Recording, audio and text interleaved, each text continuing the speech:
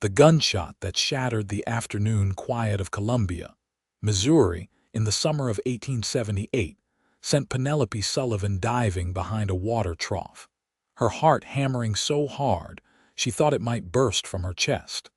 And when she lifted her head just enough to see through the settling dust, a tall cowboy with eyes the color of storm clouds was standing between her and three men who looked like they wanted her dead.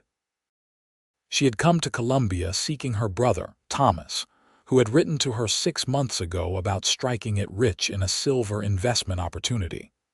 But Thomas was nowhere to be found, and the men claiming he owed them money had found her instead. Penelope had no money to give them. She barely had enough for the room she had rented above the general store. Her teaching position back in St. Louis had ended when the school closed, and everything she owned was in the carpet bag that had fallen into the dirt when the shooting started. The cowboy fired his revolver into the air, a clear warning. "The lady said she does not have your money. I suggest you move along before the sheriff decides to investigate the noise." The three men exchanged glances. The one in the middle, a squat man with a scar running down his cheek, spat into the dirt. "This is not your concern, stranger. Thomas Sullivan owes us $2,000, and his sister here is going to pay it back one way or another." "Thomas Sullivan is dead," the cowboy said flatly. "Died 3 months ago in a card game gone wrong. I was there. So whatever money you think you are owed died with him. Now leave the lady alone." Penelope felt the world tilt. Dead. Thomas was dead. The only family she had left in this world, and he had been dead for 3 months while she traveled across 2 states to find him. The grief slammed into her so hard she could barely breathe. The scarred man took a step forward, but the cowboy cocked his revolver. The sound echoed in the suddenly silent street. People had emerged from shops and buildings, watching the confrontation with the hungry interest of those who lived in a place where entertainment was scarce. "Go on," the cowboy said, his voice low and dangerous. "Test me. See what happens."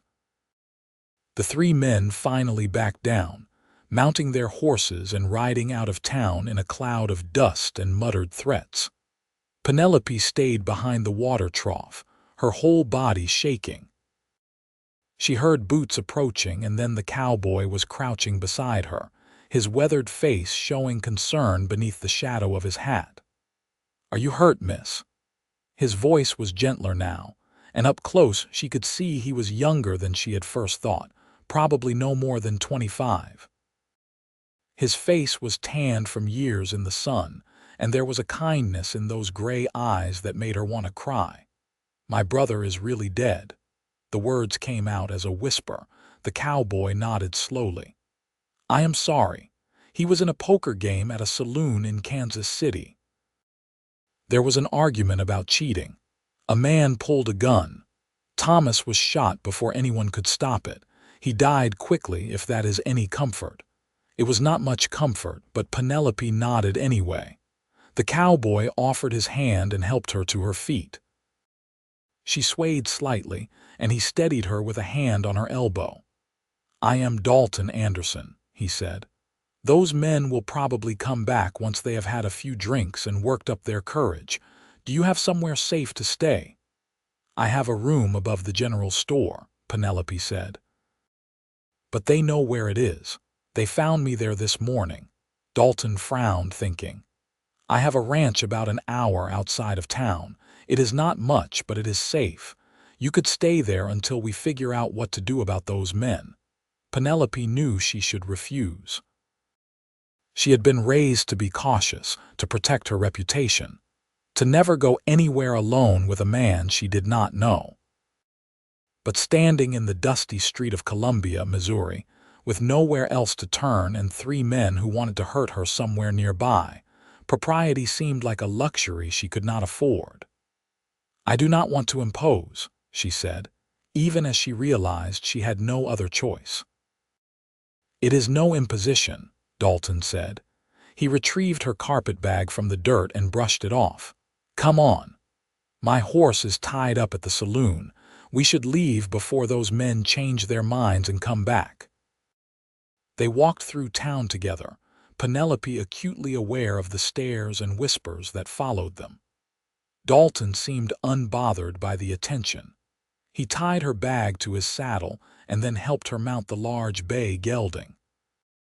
He swung up behind her, and Penelope felt the solid warmth of his chest against her back as he reached around her to take the reins.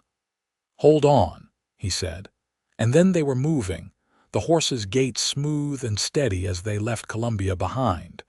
The ride to the ranch gave Penelope time to think. She had left St. Louis with such hope, believing that Thomas had finally found success after years of bad luck and poor decisions. Now he was dead, and she was alone in a strange place with a stranger who had saved her life. She should have been terrified, but instead, she felt an odd sense of calm. There was something about Dalton Anderson that made her feel safe, even though she knew nothing about him. The ranch appeared as they crested a hill, a small house and barn nestled in a valley with a creek running through it. The land was green and lush, unusual for Missouri in late summer. Dalton guided the horse down the slope and stopped in front of the house. "It is not much," he said, dismounting and helping her down, "but it is home." Penelope looked around. The house was small but well-maintained with a porch that wrapped around the front and side. There were flower boxes under the windows, though the flowers had wilted in the heat. Beyond the house, she could see cattle grazing in the distance. "It is lovely," she said, and meant it. Dalton looked pleased. He carried her bag to the house and opened the door, gesturing for her to enter. The interior was simple but clean. There was a main room with a fireplace, a small kitchen area, and 2 doors that presumably led to bedrooms. "You can have my room," Dalton said. "I will sleep in the barn." "I cannot take your room," Penelope protested.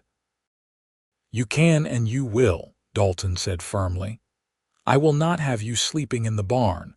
Besides, I have slept out there plenty of times. It is comfortable enough." Penelope wanted to argue, but she was exhausted. The shock of learning about Thomas, combined with the fear from the confrontation and the long ride, had drained her completely. She nodded, and Dalton showed her to the bedroom. It was small and sparse, with a bed, a dresser, and a washstand. But it was clean, and the bed looked inviting. "There is water in the pitcher," Dalton said. "I will go tend to the horse and then make us some supper. You should rest." Penelope sat on the bed after he left, her whole body feeling heavy. She should probably cry for Thomas, but the tears would not come. She had cried so much already over the years for her wayward brother, for the choices he made and the consequences he faced. Perhaps she had no tears left. She washed her face and hands in the basin, the cool water refreshing against her skin. Then she lay down on the bed, just for a moment, and fell into a deep, dreamless sleep. When she woke, the room was dark except for a sliver of moonlight coming through the window. She could smell something cooking, and her stomach rumbled. She had not eaten since that morning. Penelope stood, smoothing her dress as best she could, and went out to the main room. Dalton was at the stove, stirring something in a pot. He looked up when she entered and gave her a small smile. "I hope you like stew. It is about all I know how to make that is actually edible." "Stew sounds wonderful," Penelope said.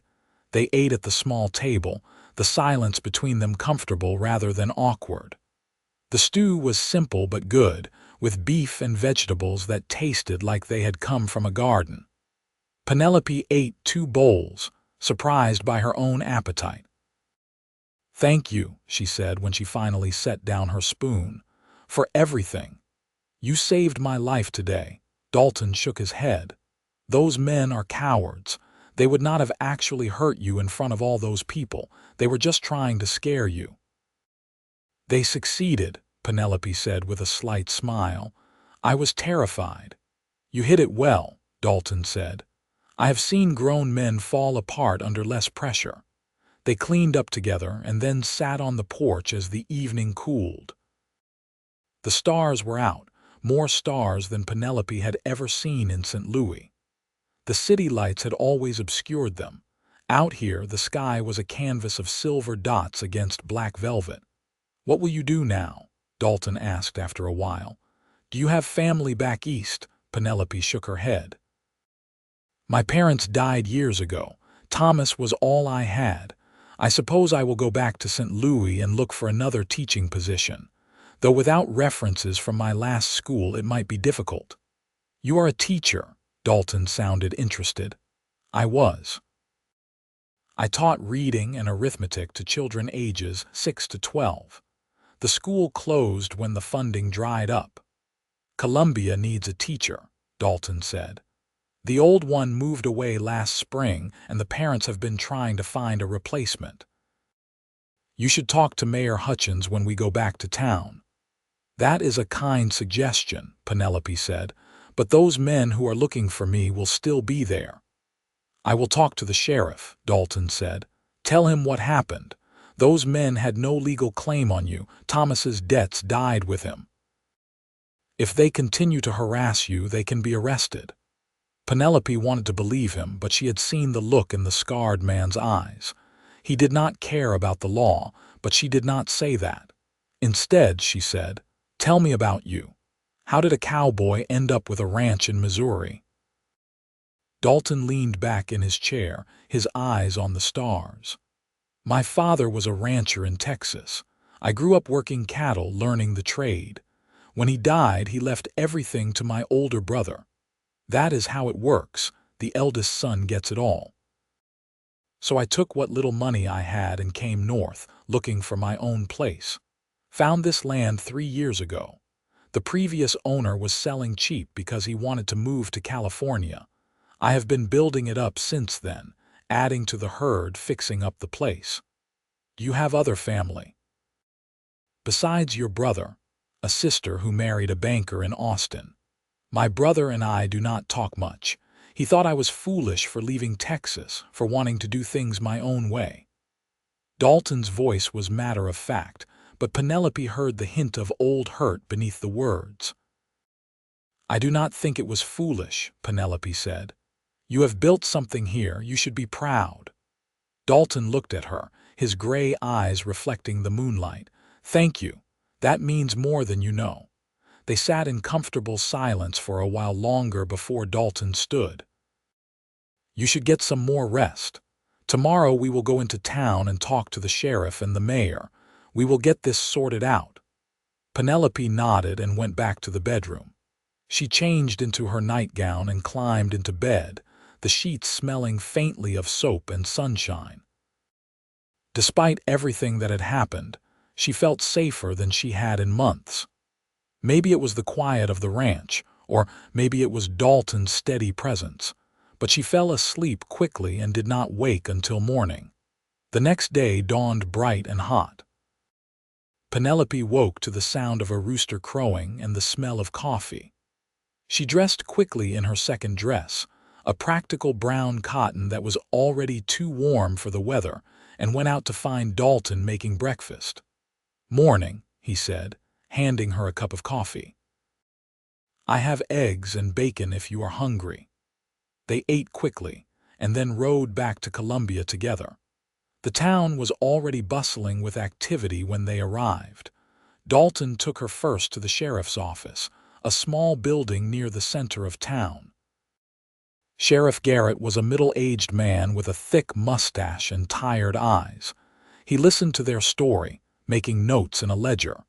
When they finished, he leaned back in his chair and sighed. "Those 3 men sound like the Brennan brothers and their cousin. They have been causing trouble around here for a while now, but nothing we could arrest them for. I will have a talk with them, make it clear that harassing Miss Sullivan is not acceptable." "Will that be enough?" Penelope asked, worried. The sheriff gave her a sympathetic look. "I cannot arrest them for something they might do, miss. But I will make sure they know we are watching them. That usually keeps men like that in line." It was not the reassurance Penelope had hoped for, but she thanked the sheriff anyway. Dalton looked less than pleased as they left the office, but he did not say anything until they were outside. "I do not trust those men to listen to the sheriff," he said, "but we will deal with that if we have to. For now, let us go see the mayor about that teaching position." Mayor Hutchins had an office above the bank. He was a jovial man in his 50s with a round belly and a quick smile. He lit up when Dalton mentioned that Penelope was a teacher. "This is wonderful news. We have been desperate for a school teacher. The children have been running wild all summer with no one to educate them. Can you start soon?" Penelope glanced at Dalton, then back at the mayor. "I could start as soon as you need me. But I must be honest, Mayor Hutchins. I am in a difficult situation. There are men in town who believe I owe them money because of my late brother's debts. I do not want to bring trouble to the school." The mayor waved his hand dismissively. "The sheriff will handle those ruffians. Do not worry about them. As for the position, we can offer you $40 a month plus a room. The school has a small apartment attached where the previous teacher lived. It is modest but sufficient." $40 a month was more than Penelope had made in St. Louis. And having her own place to live would solve one of her biggest problems. But she felt a strange reluctance to accept, and she realized with surprise that she did not want to leave Dalton's ranch. The thought startled her. She had only known the man for a day. "Can I have a day to think about it?" she asked. The mayor looked disappointed but nodded. "Of course. But do not take too long. School should start within the week." They left the mayor's office and walked down the wooden sidewalk, dodging other pedestrians. Dalton was quiet, his expression thoughtful. "You should take the position," he said finally. "It is a good opportunity." "I know," Penelope said.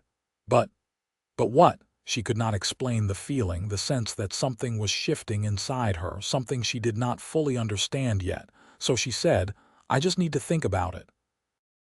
They had lunch at a small restaurant, and then Dalton said he needed to pick up supplies at the general store. Penelope went with him, helping him select items from the shelves. It felt oddly domestic, comfortable in a way that made her chest ache. As they were leaving the store, they ran into the Brennan brothers. All three men were standing outside, clearly waiting. The scarred one, who Penelope now knew was named Jack Brennan, stepped forward. "Miss Sullivan," he said, his voice mockingly polite. "We heard you are planning to stay in Columbia. Become the new school teacher. That is wonderful news. It will make it much easier for you to pay back what your brother owed us." "I owe you nothing," Penelope said, trying to keep her voice steady. "And the sheriff agrees." Jack Brennan laughed. "The sheriff can think whatever he wants. But your brother took our money, promised us returns on an investment, and then ran off. $2,000, Miss Sullivan. That is not a small sum." Dalton stepped between them, his hand resting on the revolver at his hip.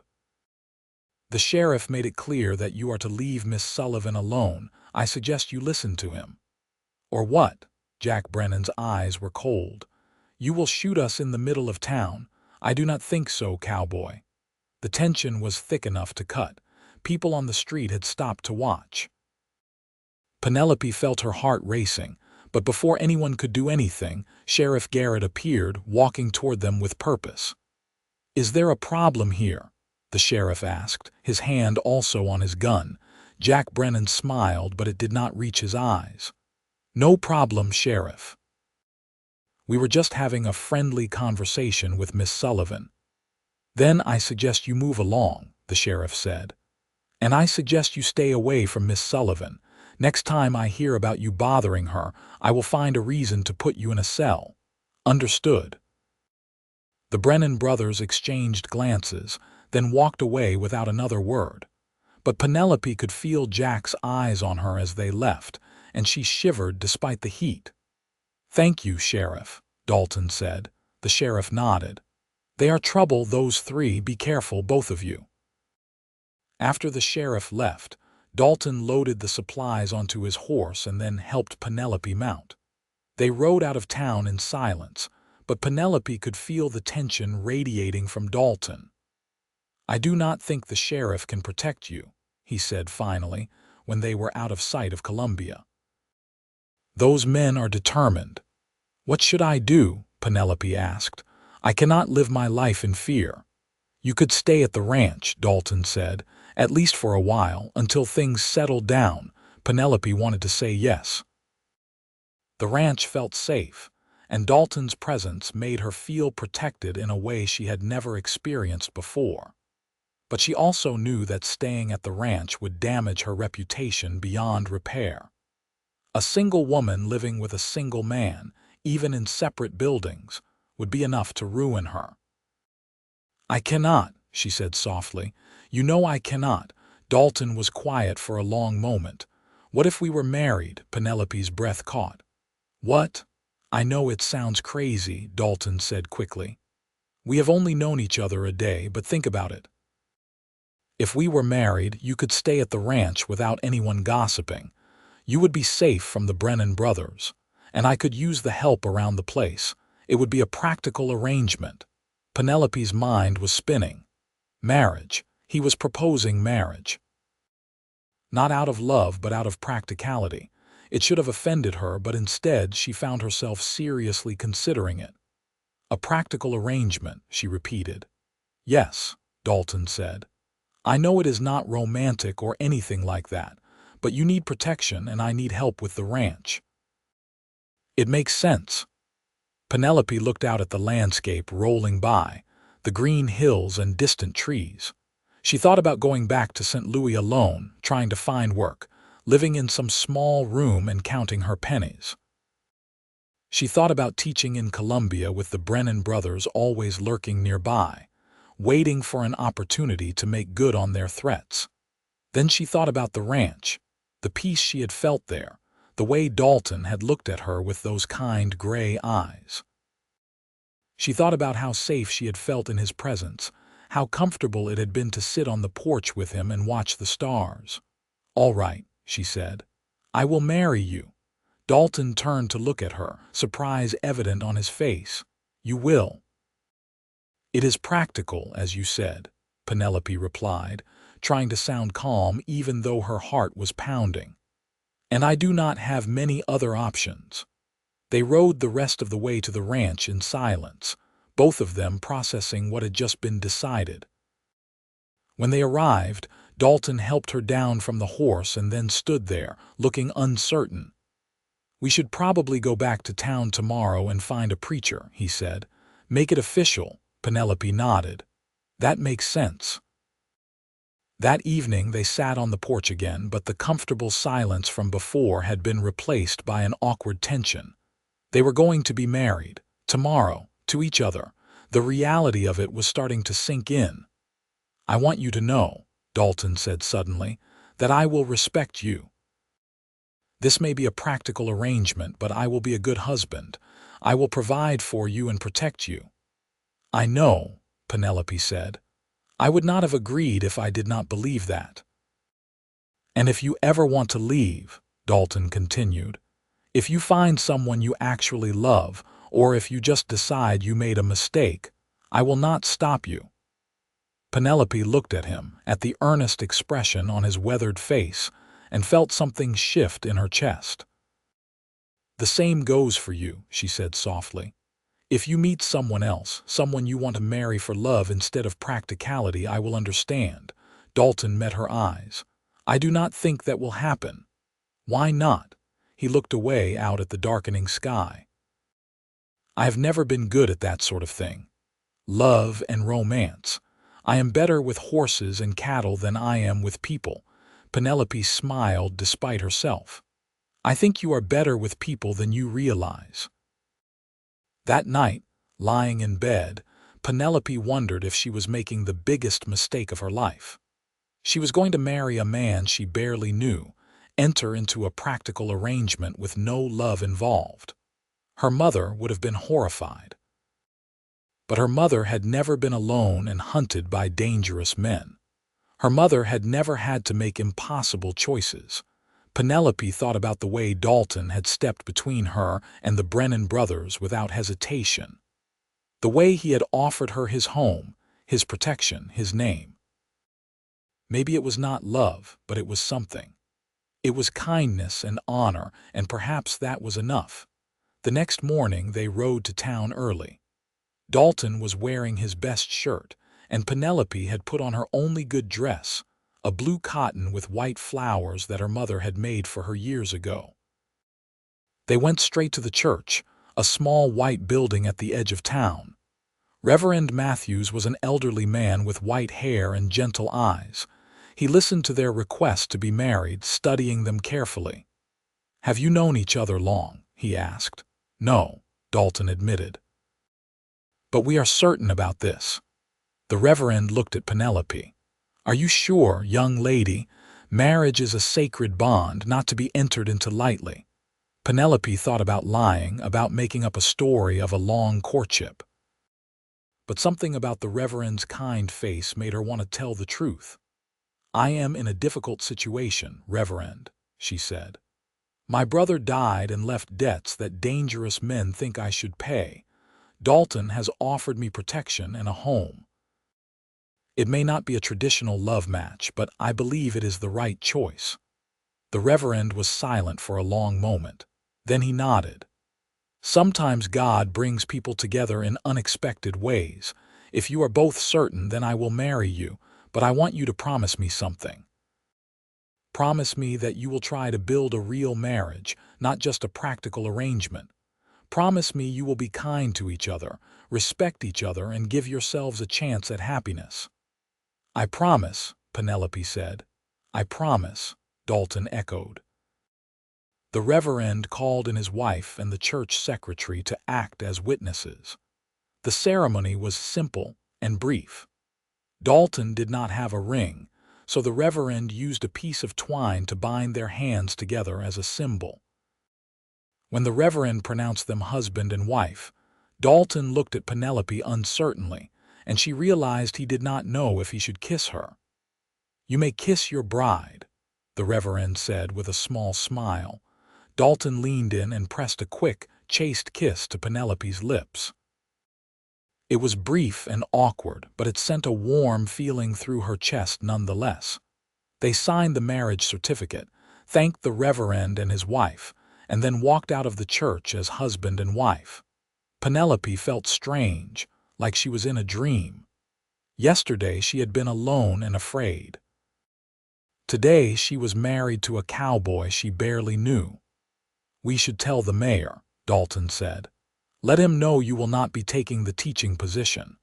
But when they went to the mayor's office, Penelope surprised herself by saying, "Actually, I would like to accept the position, if it is still available."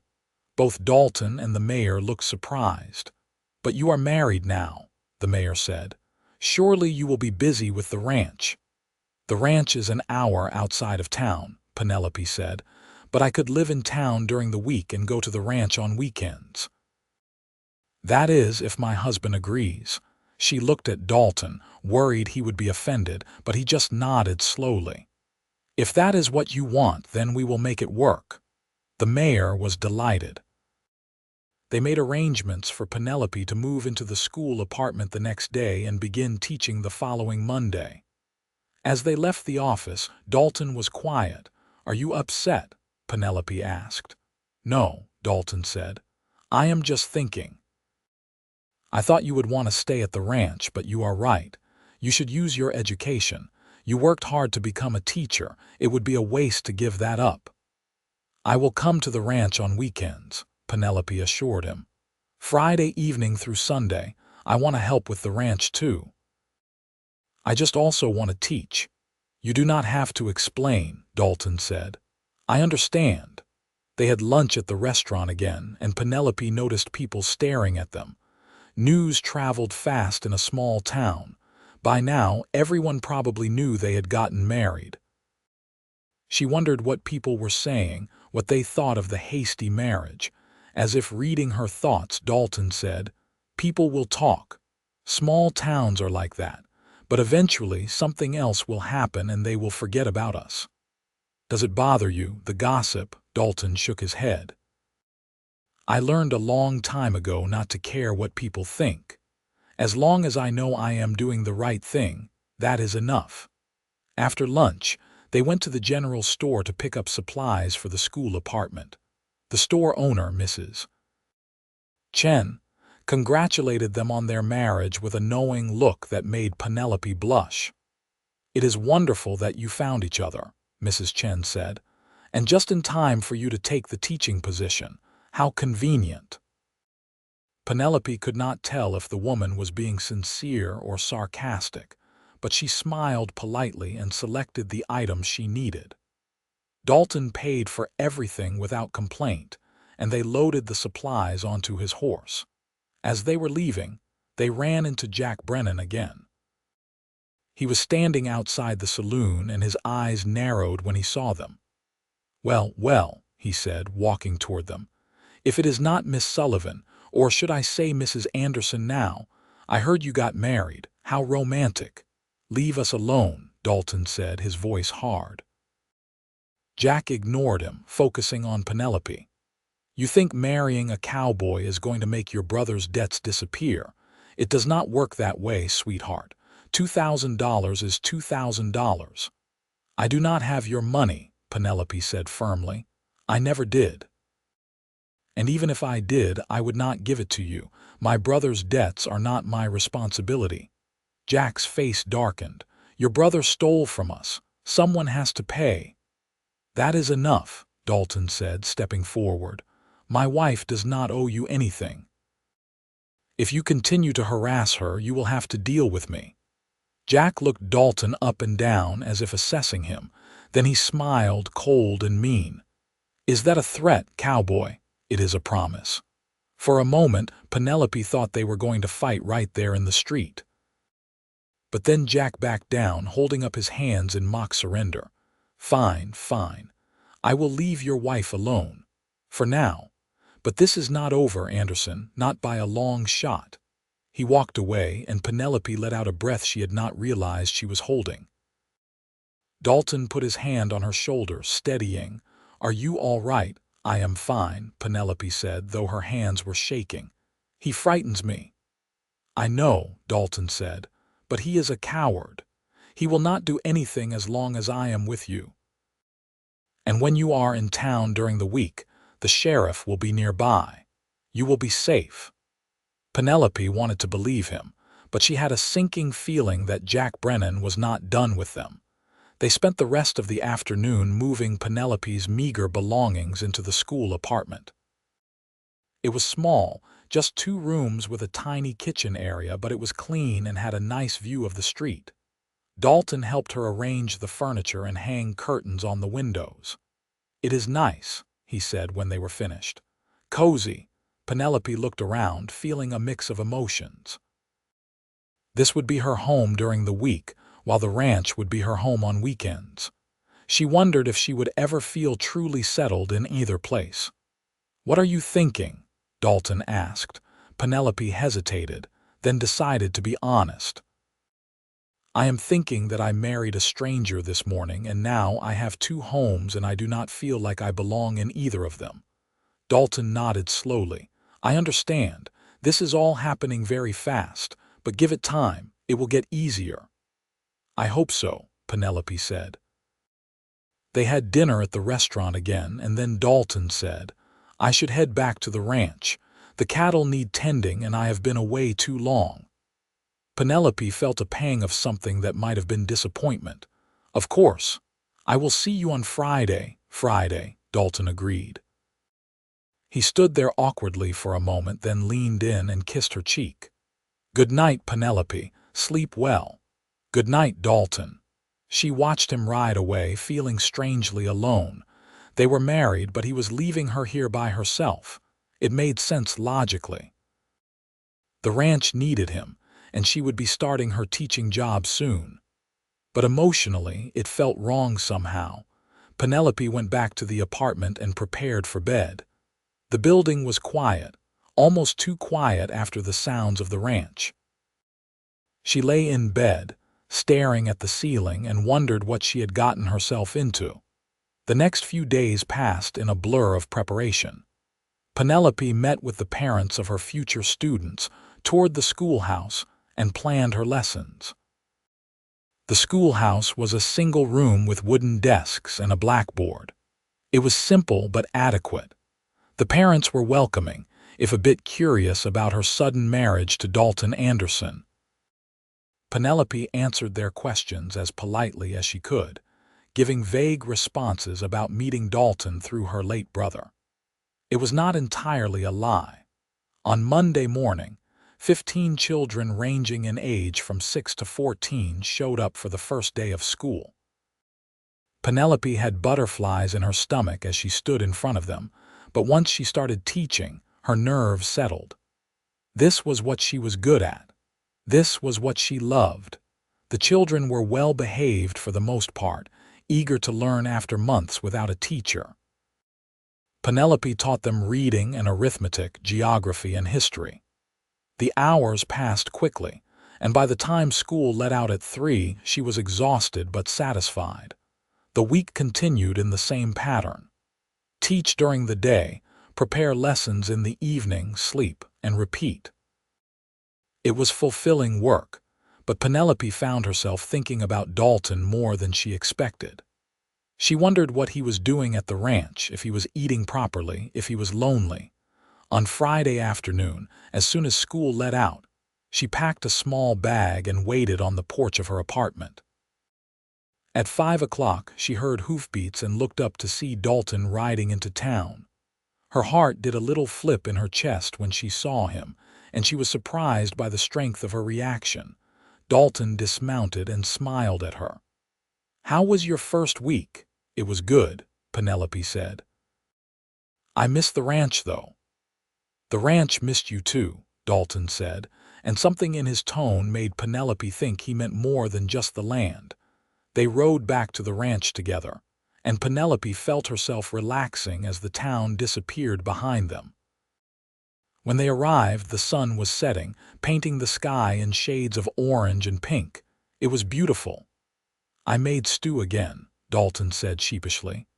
"I warned you I am not much of a cook." "Stew is perfect," Penelope said. They ate together on the porch, watching the stars come out. It felt right being here, more right than Penelope had expected. She told Dalton about her week, about the children and their eagerness to learn. He told her about the ranch, about fixing a fence and moving some cattle to a new pasture.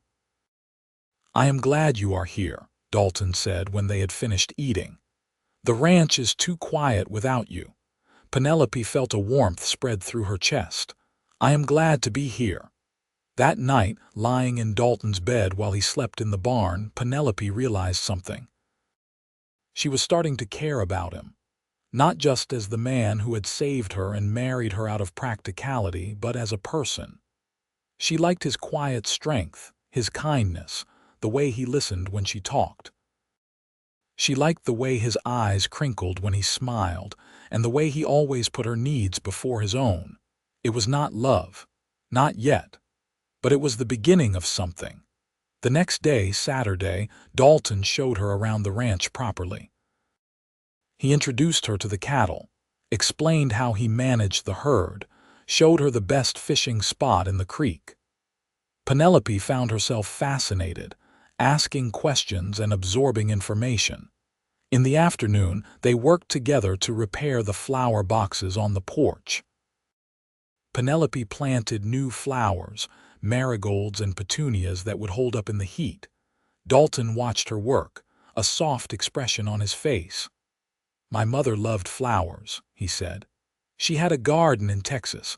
I always meant to plant one here, but I never got around to it." "We can plant a garden," Penelope said. "It is too late for vegetables this year, but we could prepare the soil for next spring." "I would like that," Dalton said. They spent the rest of the afternoon planning where the garden would go, how big it should be, what they would plant. It was a small thing, but it felt significant. They were planning for the future together. On Sunday, they went to church in Columbia. It was the first time they had attended as a married couple, and Penelope felt self-conscious as people stared. But Dalton held her hand as they walked into the church, a simple gesture that made her feel supported. After the service, several women approached them, welcoming Penelope and offering to help if she needed anything. Mrs. Chen invited them for Sunday dinner, and to Penelope's surprise, Dalton accepted. The Chen family lived above their store. Mrs. Chen and her husband, Mr. Chen, had emigrated from China 10 years ago and had built a successful business in Colombia. They had 2 children, a daughter who was married and lived in St. Louis, and a son who helped run the store. The dinner was delicious, with dishes Penelope had never tried before. The Chens were warm and welcoming, and Penelope felt herself relaxing. It was nice to have friends, or the beginning of friendships anyway. As they rode back to the ranch that evening, Dalton said, "That was nice. I do not socialize much usually, but the Chens are good people." "They are," Penelope agreed. It felt good to be welcomed. That night, sitting on the porch again, Penelope asked the question that had been on her mind all week. "Do you ever regret marrying me?" Dalton looked at her, surprised. "No, why would you think that?" "Because it was so sudden, so impulsive. You do not really know me, and I do not really know you. What if we made a mistake?" Dalton was quiet for a moment, thinking. "I do not think we made a mistake. Do I wish we had more time to get to know each other first? Maybe. But given the circumstances, I think we made the best choice we could. And I am getting to know you now, Penelope. I like what I am learning." Penelope felt her cheeks warm. "I like getting to know you too." "Then no regrets," Dalton said firmly. "We will figure this out together." The weeks fell into a pattern. Penelope taught in Colombia Monday through Friday, and Dalton picked her up every Friday evening to bring her back to the ranch. They spent the weekends working on the ranch together, attending church on Sundays, slowly building a life. Penelope found she loved the ranch more than she had expected. She loved the peace and quiet, the beauty of the land, the satisfaction of hard work. And she loved spending time with Dalton. They talked for hours on the porch, sharing stories about their pasts, their hopes for the future. Dalton told her about growing up in Texas, about his difficult relationship with his father who had been hard and demanding. He told her about leaving home at 18 with nothing but his horse and his saddle, determined to make his own way. Penelope told him about her childhood in St. Louis, about her loving parents who had died too young in a cholera outbreak. She told him about Thomas, about how she had tried to be both sister and mother to him after their parents died, how she had failed to keep him from making bad choices. "You did not fail," Dalton said. "Thomas made his own choices. You cannot blame yourself for that." "I know," Penelope said, "but I still feel guilty. If I had been stricter or more understanding or something, maybe he would still be alive. Or maybe not," Dalton said gently. "Some people are determined to walk a certain path no matter what anyone does." Gradually, Penelope began to feel like the ranch truly was her home. She added her own touches to the house, small things like new curtains and a tablecloth. She started a herb garden near the kitchen door, planting basil and thyme and rosemary. One Saturday in October, almost 2 months after their marriage, Dalton came in from working with a strange look on his face. "What is wrong?" Penelope asked, alarmed. "Nothing is wrong," Dalton said. "I just realized something. I am happy, truly happy. I have not felt this way in years." Penelope's heart swelled. "I am happy too." Dalton crossed the room and took her hands. "Penelope, I know we got married for practical reasons. But somewhere along the way it stopped being just practical for me. I care about you, more than I thought I could care about anyone." Penelope felt tears prick her eyes. "I care about you too, Dalton, so much." "I do not know if it is love yet," Dalton said. I am not sure I know what love is supposed to feel like. But I know I look forward to seeing you every Friday. I know the ranch feels empty when you are not here. I know I think about you constantly during the week." "That sounds like love to me," Penelope whispered. Dalton cupped her face in his hands, his gray eyes searching hers. "Can I kiss you? A real kiss, not like at our wedding." Penelope nodded, her heart racing. Dalton leaned in and pressed his lips to hers, soft and gentle at first, then deeper. Penelope felt like she was falling and flying at the same time. When they finally pulled apart, she was breathless. "I love you," she said, the words coming out before she could stop them. "I think I have been falling in love with you for weeks now." Dalton's face broke into the widest smile she had ever seen. "I love you too, Penelope. I did not know it until just now, but I do. I love you." They held each other for a long time, just standing in the middle of the kitchen, wrapped in each other's arms. It felt like coming home, Penelope thought. Like finding the place she was always meant to be. That night, Dalton moved his things from the barn back into the house. They shared the bedroom for the first time, lying next to each other in the darkness. "Are you sure about this?" Dalton asked, his voice nervous. "I do not want to pressure you." "I am sure," Penelope said. "We are married and we love each other. This is right." Their coming together was gentle and sweet, full of nervous laughter and whispered endearments. Afterward, lying in Dalton's arms, Penelope felt more complete than she ever had before. The next morning they woke tangled together and Dalton kissed her forehead. "Good morning, wife." "Good morning, husband," Penelope replied, smiling. Life continued to settle into its pleasant rhythm, but with a new depth of intimacy and connection. Penelope loved her teaching job, but she loved her weekends with Dalton even more. She found herself counting the days until Friday, eager to be back at the ranch with her husband.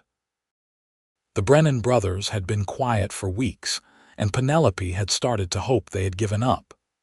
But one afternoon in early November, as she was dismissing her students for the day, Jack Brennan appeared in the doorway of the schoolhouse. "Miss Sullivan," he said, then corrected himself with a sneer. "Mrs. Anderson, we need to talk." Penelope's heart started to race, but she kept her voice steady. "I have nothing to say to you, Mr. Brennan." "But I have something to say to you," Jack said, stepping into the schoolhouse. He looked around at the empty desks, the blackboard covered in arithmetic problems. "Nice little job you have here. It would be a shame if something happened to it." "Is that a threat?" Penelope asked. "Just an observation," Jack said. "See, I have been thinking. You say you do not have the money your brother owed us. I am willing to believe that. But you have a husband now, and husbands are supposed to take care of their wives' problems. So maybe Dalton Anderson should pay your brother's debt." "That is ridiculous," Penelope said. "My husband has nothing to do with this." "Does not he, though?" Jack moved closer, and Penelope fought the urge to back away. "He married you knowing you had enemies. He took responsibility for you. So yeah, I think he does have something to do with this." "Get out," Penelope said, her voice shaking now. "Get out of my school." Jack smiled that cold smile. "I am going. But think about what I said. $2,000 and we will leave you and your husband alone. Otherwise, bad things might start happening. A fire at the schoolhouse. An accident with your husband's cattle. Who knows?" He left, and Penelope sank into her chair, trembling. She had thought the Brennan brothers had given up, but they had just been biding their time. And now they were threatening not just her, but Dalton and the ranch. When Dalton came to pick her up that evening, Penelope told him what had happened. His face grew dark with anger. "They came to the school. Where the children are." "The children had left," Penelope said. "But yes. And Dalton, they are threatening the ranch. They talked about your cattle, about fires." Dalton was quiet for a long moment, his hands tight on the reins. "I am going to talk to the sheriff again. This has gone too far. But when they went to see Sheriff Garrett, he was not encouraging. I believe you, Mrs. Anderson, but threats are hard to prosecute. Unless they actually do something, there is not much I can do except keep an eye on them. So we just wait for them to burn down the school or hurt our cattle? Dalton asked, his voice hard. I will increase patrols near the school and have someone ride out to check on your ranch periodically, the sheriff said. But that is all I can legally do right now. They left the sheriff's office frustrated and worried. That night, lying in bed at the ranch, Dalton held Penelope close. I will not let them hurt you, he said. Or the ranch, I promise. I know, Penelope said, but I am scared. What if they do something while you are at the ranch and I am in town? What if they hurt you when I am not there? Then we will figure something out, Dalton said. Maybe you should stop teaching for a while. Stay at the ranch where I can protect you. Penelope wanted to agree, but the thought of giving up her teaching because of the Brennan brothers made her angry. No, I will not let them drive me away from my students. They need me.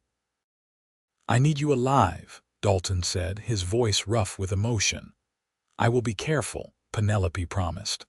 I will make sure I am never alone and I will keep my door locked, but I am not giving up my teaching. Dalton looked like he wanted to argue, but he just kissed her forehead. You are the bravest person I know. The next week was tense. Penelope taught her classes while constantly looking over her shoulder. She made sure to walk with other people when she went out, and she locked her apartment door at night. Dalton rode into town twice during the week to check on her, something he had never done before. On Thursday evening, Penelope was preparing lessons when she heard a noise outside. Her heart started to pound. She went to the window and peeked through the curtains but saw nothing. She told herself she was being paranoid, but the fear lingered. The next morning, she woke to shouting and the smell of smoke. She ran to the window and gasped. The schoolhouse was on fire. Penelope threw on her dressing gown and ran outside. People were already forming a bucket brigade, trying to put out the flames. The sheriff was there, organizing the effort. Penelope joined in, passing buckets of water from the well to the schoolhouse. By the time they got the fire under control, the schoolhouse was badly damaged. The roof had collapsed and the interior was charred and ruined. Penelope stood staring at the destruction, tears streaming down her face. All her lesson plans, the children's work, the books, everything was gone. Sheriff Garrett came over to her, his face grim. This was deliberately set. I found evidence of kerosene near the back door. The Brennan brothers, Penelope said.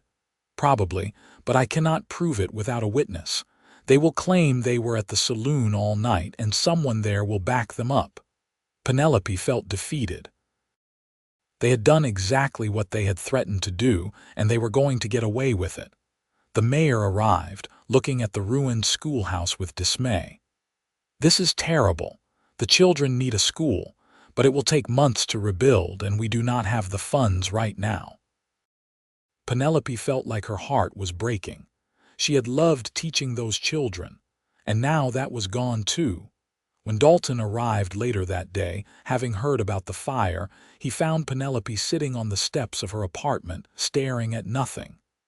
Penelope, he said, kneeling in front of her. Are you hurt? No, she said dully, but the school is destroyed, everything is gone. Dalton pulled her into his arms, holding her tight.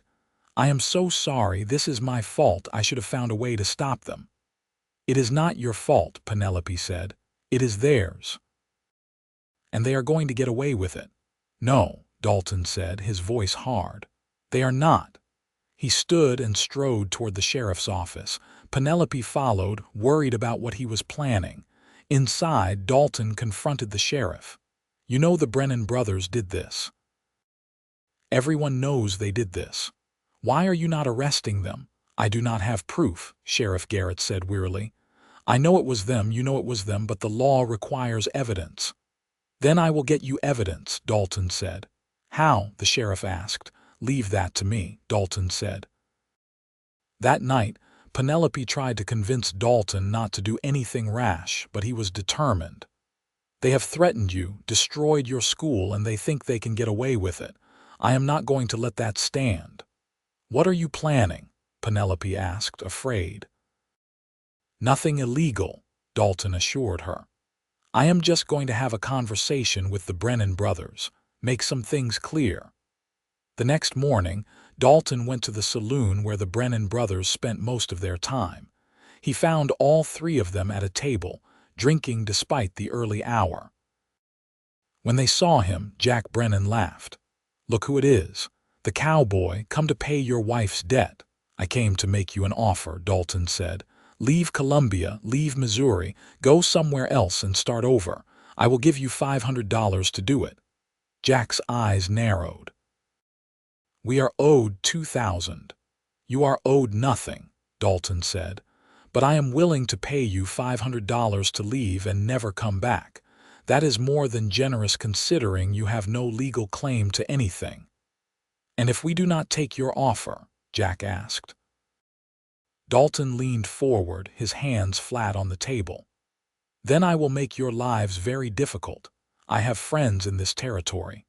Ranchers, businessmen, people with influence. I will make sure you cannot get work, cannot buy supplies, cannot do business anywhere in Missouri. I will follow you around and tell everyone what you did, how you burned down a school where children learn. See how popular that makes you." The Brennan brothers exchanged glances. Dalton could see them calculating, weighing their options. "$1,000, Jack said finally. "Give us $1,000 and we will leave." Dalton did not have $1,000. He had been bluffing with the 500, but he nodded. "Fine, 1,000. But I want your word you will leave Missouri and never come back." "You have our word," Jack said. "Write it down," Dalton said. "I want it in writing, signed by all three of you, witnessed by the bartender. You agree to leave Missouri by the end of the month and never return. In exchange, I will pay you $1,000. Jack looked like he wanted to argue, but the bartender had moved closer, clearly interested in the proceedings. With a witness, the Brennan brothers could not back out later without looking like liars. Jack grudgingly wrote out the agreement, and all three brothers signed it. The bartender signed as witness. Dalton took the paper and folded it carefully. "I will have the money for you in 2 weeks. Do not make me regret this." He left the saloon and went straight to the bank. He took out a loan against his ranch, using his land and cattle as collateral. It made him sick to put the ranch at risk, but he could not see another way to protect Penelope. When he told her what he had done, Penelope was horrified. "Dalton, no, you cannot risk the ranch for this. Not for me." "I already did," Dalton said, "and I would do it again." "The ranch does not mean anything if you are not safe." Penelope threw her arms around him, sobbing. "I love you so much, but what if we cannot pay back the loan?" "We will," Dalton said with more confidence than he felt. "We will work hard, sell some cattle in the spring, and we will pay it back. It will be fine." 2 weeks later, Dalton gave the Brennan brothers $1,000 in the presence of the sheriff. They signed another document confirming receipt of the money and reiterating their promise to leave Missouri. Then they rode out of town, and Penelope felt like she could breathe for the first time in months. But the relief was short-lived. The ranch needed work, and Dalton needed to sell some cattle to start paying back the loan. The problem was that cattle prices had dropped due to an oversupply in the market. He would not get nearly what he had hoped for. Penelope could see the worry in his eyes, the way he worked from dawn to dusk trying to prepare the cattle for sale. She wanted to help, but she was not sure how. Then she had an idea. The schoolhouse was destroyed, but the children still needed education.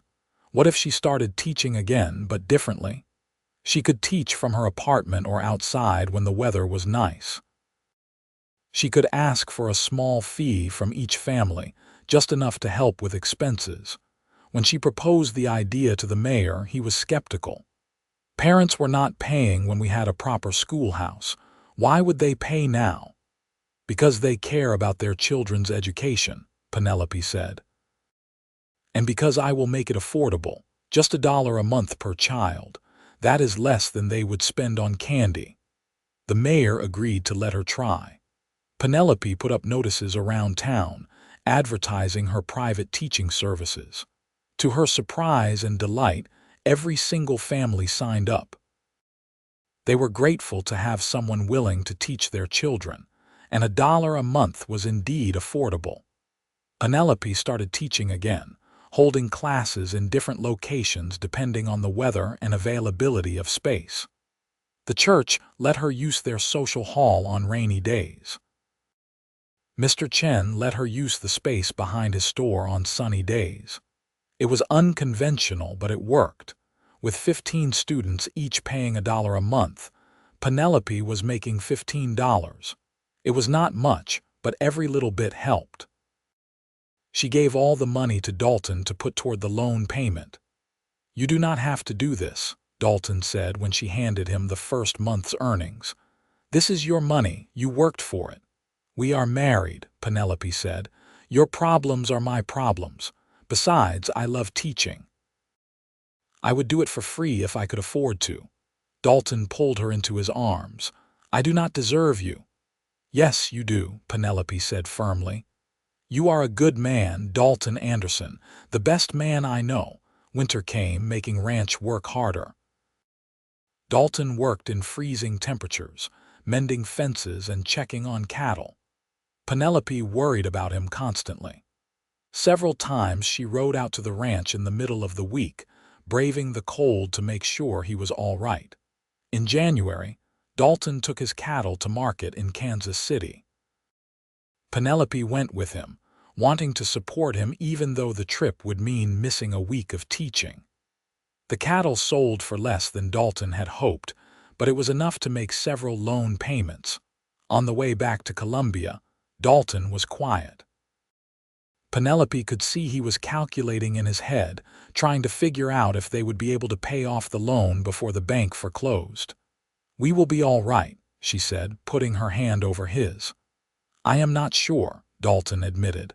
"The numbers are close, too close." When they got back to Columbia, Mr. Chen approached them with an unexpected offer. "I heard about your situation with the loan. I want to help. My store is doing well and I have some savings. Let me loan you the money to pay off the bank. You can pay me back at a lower interest rate and I will give you more time." Dalton was stunned. "Mr. Chen, that is incredibly generous, but I cannot accept. It is too much." "You can accept and you will," Mr. Chen said. "You and your wife are good people. You helped me when I first came to Columbia. Remember, you stood up for me when some men were saying I should not be allowed to own a store." Dalton remembered. It had been shortly after he bought the ranch. Some men in town had tried to run the Chens out of business with harassment and threats. Dalton had stood with the Chen family and eventually the harassment had stopped. "That was nothing," Dalton said. "It was the right thing to do." "And this is the right thing for me to do," Mr. Chen said. "Please, let me help." Dalton looked at Penelope, who nodded. "It is a kind offer. We should accept." So Dalton accepted the loan from Mr. Chen and paid off the bank. The terms were much better, giving them breathing room to get the ranch back on solid footing. It felt like a weight had been lifted off Dalton's shoulders. "I cannot believe he did that," Dalton said that night as they lay in bed at the ranch. "I had forgotten about helping him. I did not expect anything in return." "That is why he wanted to help," Penelope said.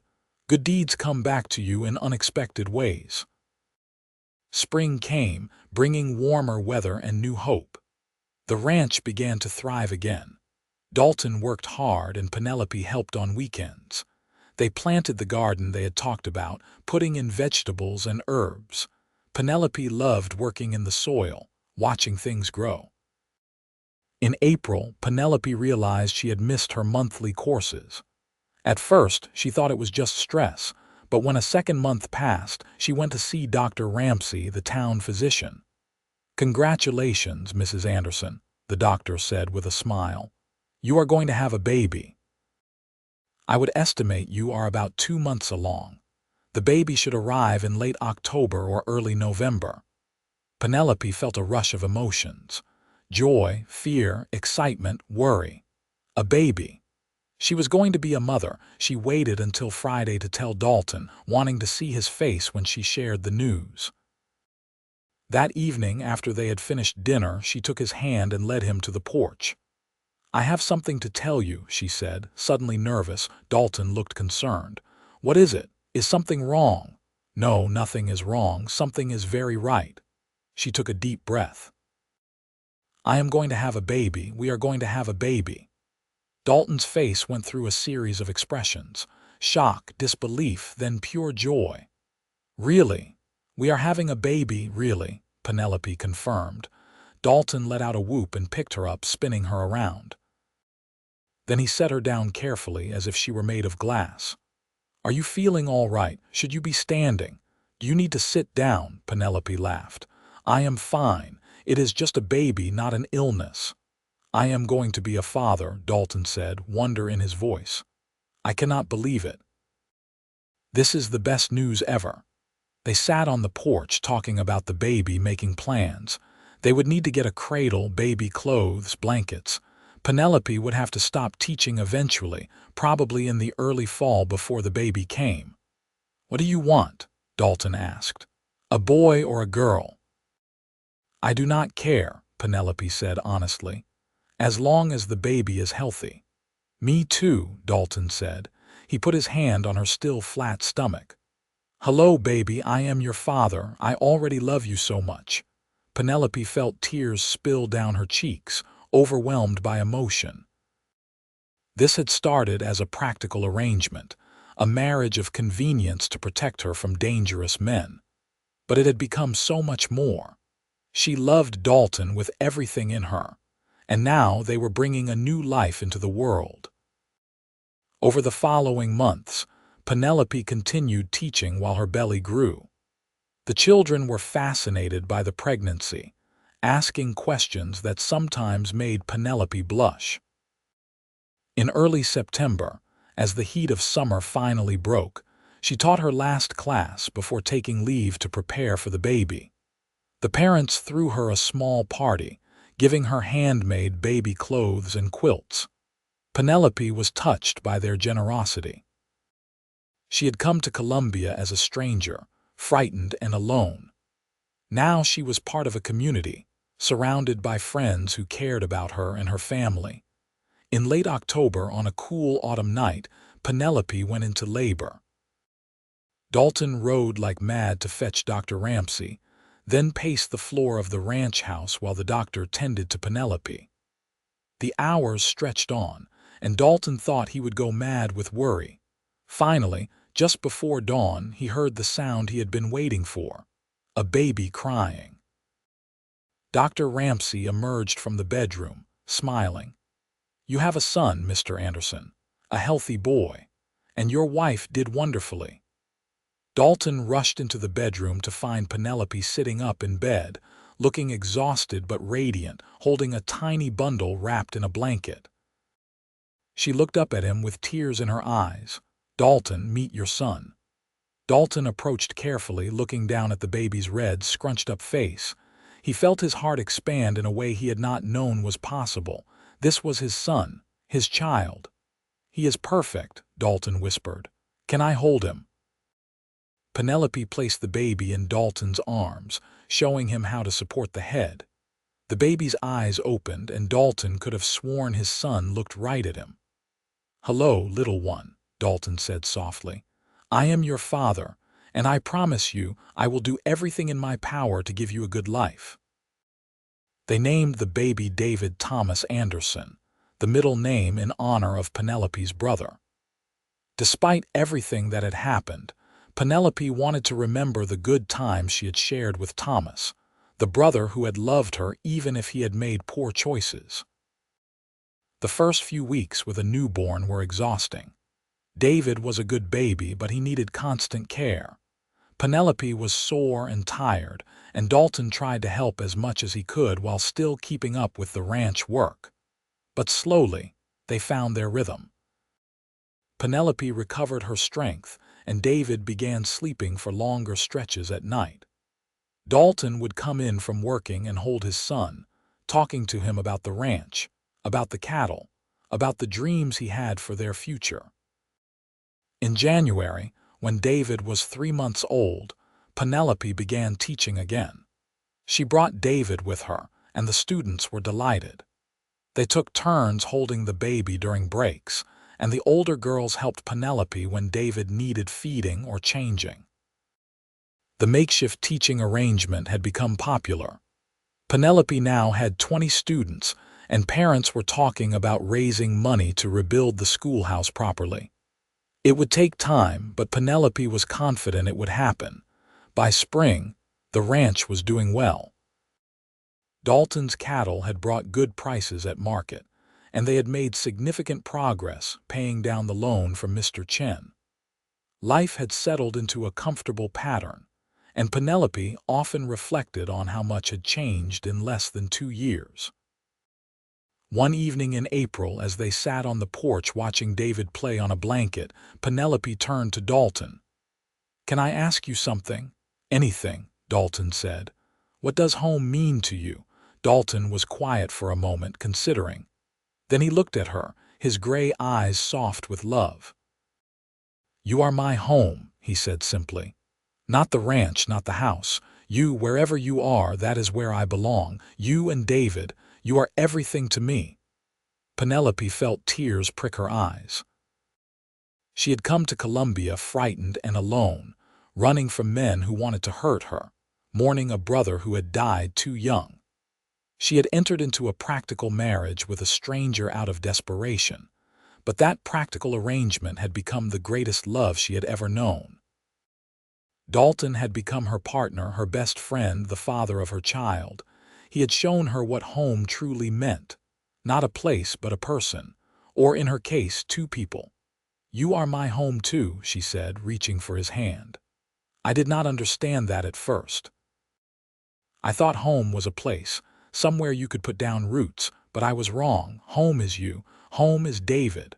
Home is this love we have built together." Dalton pulled her close, and they sat together as the sun set, their son playing at their feet. It had not been an easy journey. There had been fear and danger, financial struggles and hard work. But through it all, they had found each other. They had built something real and lasting. The years that followed were full of joy. David grew into a bright, energetic boy who loved helping his father with the ranch.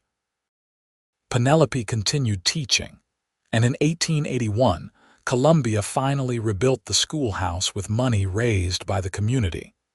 It was larger and better than before, with proper desks and a library. In 1882, Penelope gave birth to a daughter they named Margaret Rose. She had Dalton's gray eyes and Penelope's dark hair, and her brother adored her from the moment he met her. 3 years later, another son arrived, Christopher James, completing their family. The ranch prospered. Dalton's hard work and careful management paid off, and they were able to pay off the loan to Mr. Chen ahead of schedule. Mr. Chen refused to accept the full interest, saying that the friendship was worth more than the money. Dalton and Penelope built a larger house to accommodate their growing family, with a proper parlor and separate bedrooms for the children.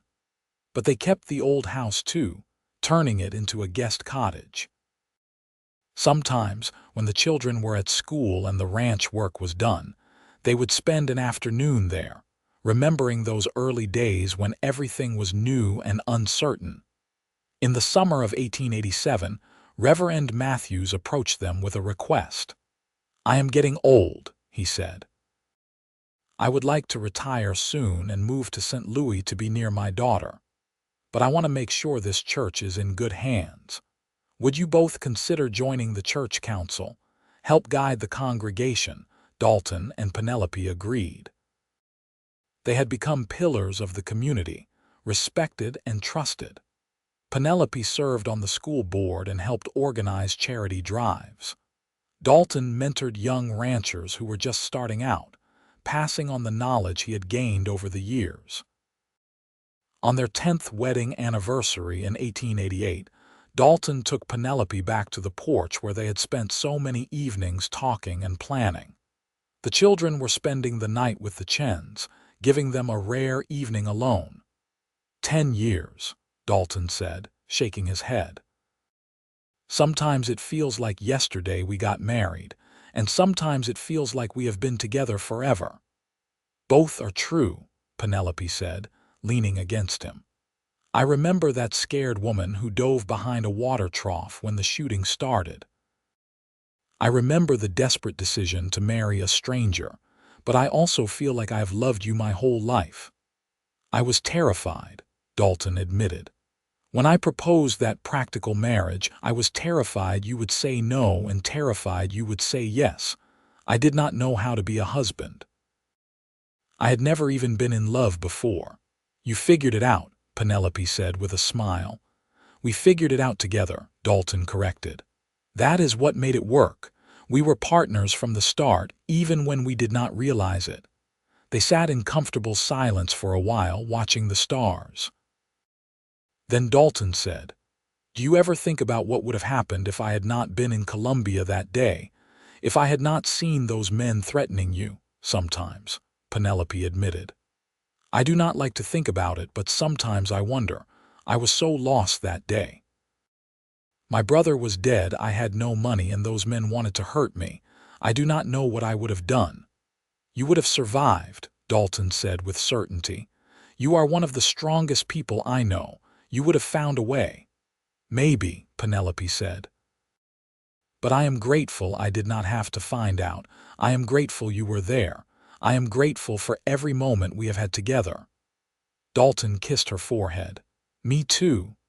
You know what I am most grateful for? That you took a chance on me. You could have refused my proposal. You could have found another way, a safer way that did not involve marrying a stranger. But you said yes. You gave us a chance. Best decision I ever made, Penelope said. As the years continued to pass, their love only deepened.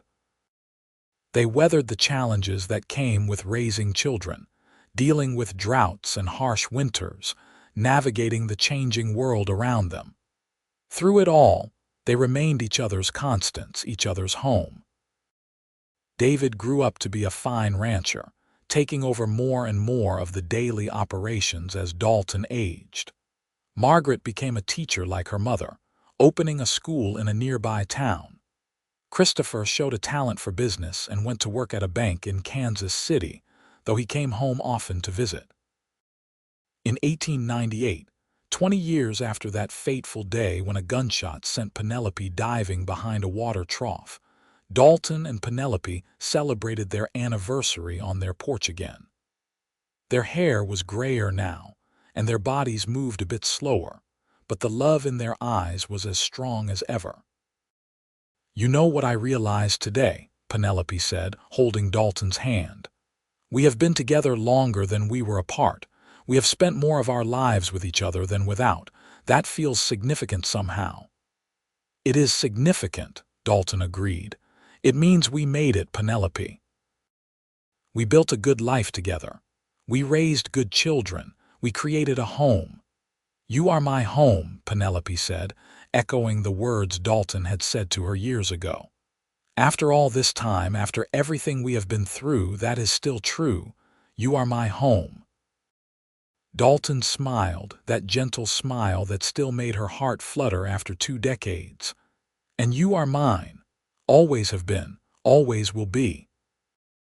As the sun set on another day, painting the Missouri sky in shades of orange and pink, they sat together on the porch, 2 people who had found each other against all odds. What had started as a desperate bargain had become the greatest love story either of them could have imagined. The ranch spread out before them, green and lush and thriving. Cattle grazed in the distance. In the house behind them, photographs documented their life together. Children growing up, celebrations, quiet moments captured in time. But the real story was not in the photographs or the ranch or any physical thing. The real story was in the quiet moments like this, in the comfort of sitting together without needing to speak, in the knowledge that they had built something that would last. Penelope thought back to that frightened woman who had come to Colombia looking for her brother, only to find his death and danger waiting for her. She could never have imagined then what her life would become. The love, the family, the sense of belonging she had found. Dalton thought about the lonely rancher he had been, working his land but never really feeling like he had a purpose beyond survival. Penelope and their children had given him that purpose. They had made the ranch into more than just property. They had made it a home. As stars began to appear in the darkening sky, Dalton turned to Penelope one more time. "I love you. I do not say it enough, but I love you more than I can ever properly express." "I know," Penelope said, squeezing his hand. "And I love you too, so very much."